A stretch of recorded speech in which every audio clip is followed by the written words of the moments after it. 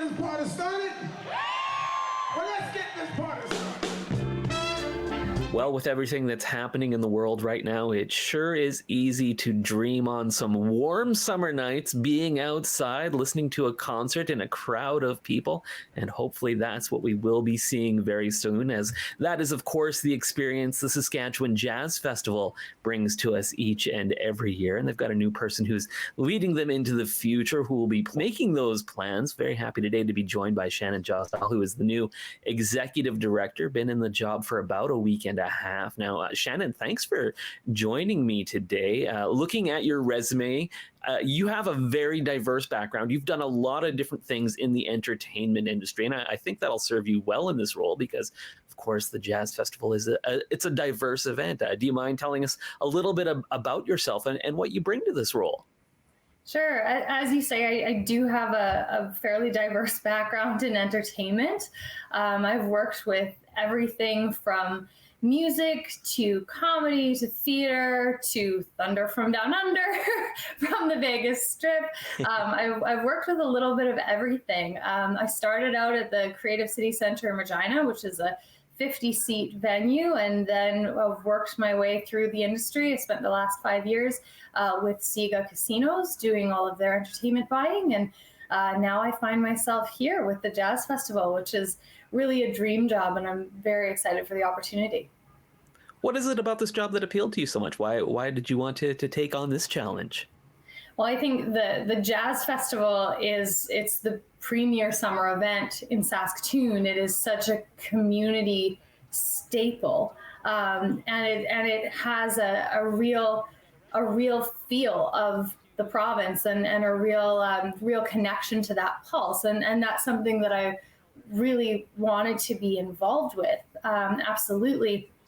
Of course, there's so many diverse genres and artists that have performed at the festival, but then its roots are in jazz, which is a genre that's very near and dear to my heart, and a lot of my musical education is in jazz and musical theater and contemporary music. So that was something that appealed to me a lot.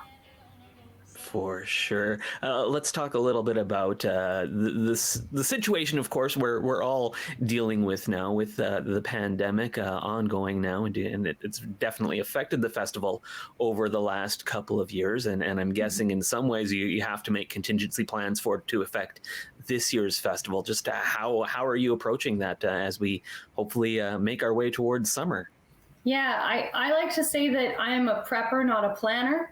Plan is nice, gives you your step-by-step guide of where you're going. But to be a prepper, you're prepared. You understand what are the challenges that you're facing, what are some things that might crop up, what are your strengths, what are your resources, and what are your fallbacks. So we're really in a mode of preparing. Not planning, we're preparing and being ready to be flexible and move at a moment's notice.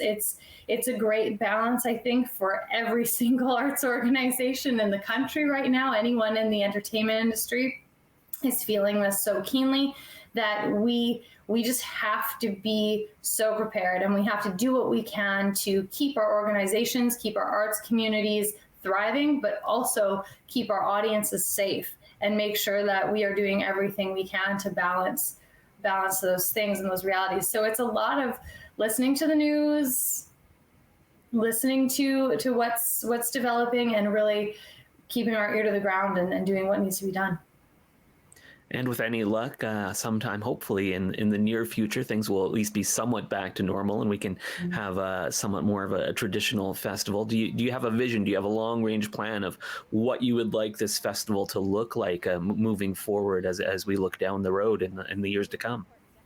Yeah, I definitely do. And I'm working with an incredible board of directors who are all community minded and really have a wide range of skill sets, who have a similar vision of evolving this festival and making sure that it continues to reflect our community here in Saskatoon, and what our identity is as a community. And that is changing, and that is growing, and that is evolving, and we have to change and evolve with it. So that's something that I see long term.